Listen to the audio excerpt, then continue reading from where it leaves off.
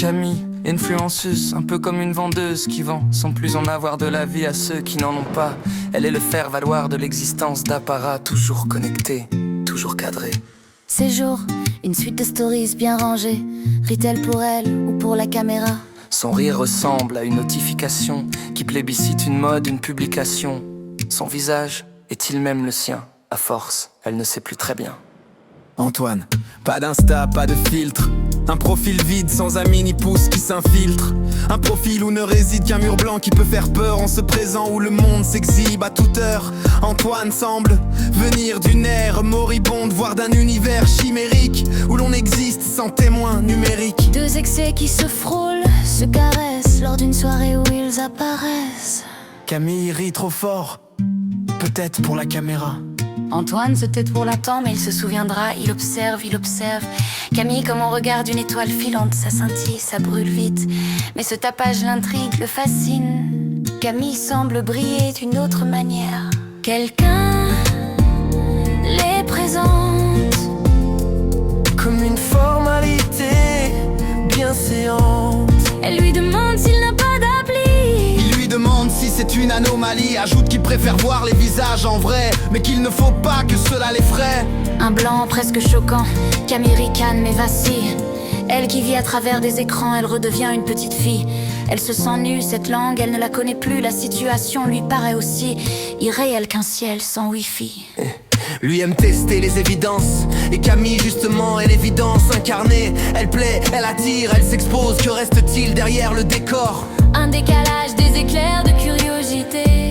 Et chacun repart avec l'autre en tête. Le lendemain, un message, pas un piège, pas une conquête. Un certain intérêt, sobre, peut-être un peu austère et sincère. Sans gif, sans émoji. Juste la fragilité d'une phrase envoyée qui pourrait tomber dans le vide. Ravi de t'avoir croisé hier. Que cache cette femme derrière ses paravents? Derrière son éclat se dissimule un vertige. Cette femme que 1000 regards consomment chaque jour, pourra-t-elle supporter le sien?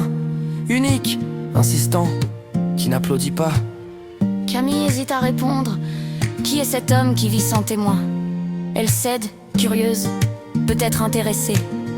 Commence un échange fragile. SMS nu, phrases sans filtre, sans vue.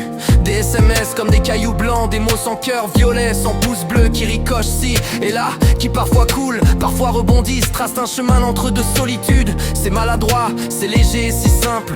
Ça sonne vrai, un vrai qui les apprivoise. Elle se surprend à exister sans miroir, sans public.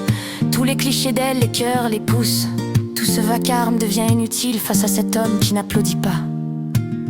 Lui goûte ces mots qui ne sont destinés qu'à lui et observe sans juger. Il croit voir une autre Camille silencieuse qui peine à respirer. Les mots trop courts d'abord s'allongent de plus en plus, comme si leurs mots se découvraient soudain, capables de profondeur. Et de ce contraste naît une tension muette, une attirance douce, surprenante qui rapproche. Un soir, il pose la question, on continue par écrit, ou on tente la vraie vie. Camille hésite, sans son public, elle a peur de disparaître. Elle vit des autres, de leur regard, et lui, il s'en moque. Et c'est peut-être cela qui les monte, et elle accepte. Un dimanche matin, un parc presque vide, un ciel livide, un banc de bois, un étang calme, le monde dort. Pas de foule, pas de décor, rien pour valider la scène. Une nudité presque obscène pour un monde qui vit de mise en scène.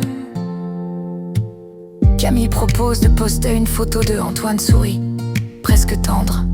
Il demande si elle veut qu'ils existent pour les autres ou pour eux. Il effleure sa main, tu n'as pas besoin de montrer, mais d'être là, juste là.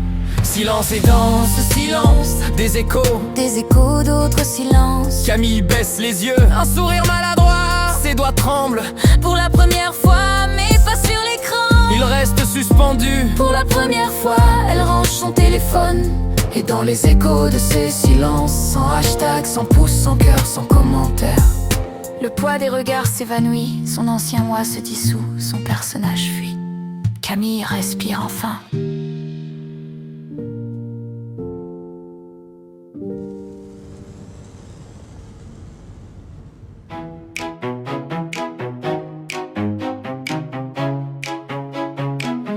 posent leurs baisers sur poème qu'ils s'aiment, au rythme qui s'accorde.